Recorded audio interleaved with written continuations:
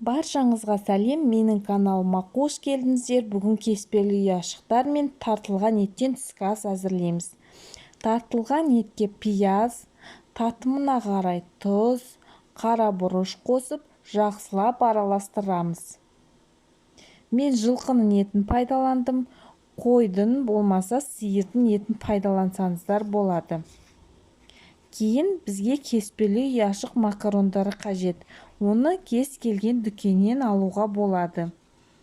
Осы ұяшықтардың ішіне дайындаған фаршымызды дөңгелектеп ортасына саламыз. Бізге салмасына пияз, қызанақ, сәбіз қажет.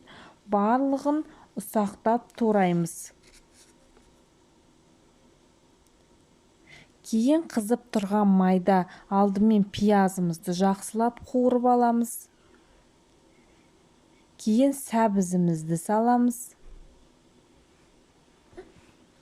Содан соң қызанақты салып, бір ас қасық томат пастасын, татымына қарай тұз, бұрыш қосып, жақсылап қуырамыз. Барлығы жақсылап қуырылған соң жарты миллилитрдей су құямыз. Су қайнаған соң дайын болған кеспелі ұяшықтар мен фаршты 25-30 минуттай пісіреміз. Міне түскі асқа дайындаған асымыз өте дәмді болып шықты. Сіздерге де жасап көруге кеңес беремін. Бетін укроппен болмаса петрушкамен әрлеулеріңізге болады.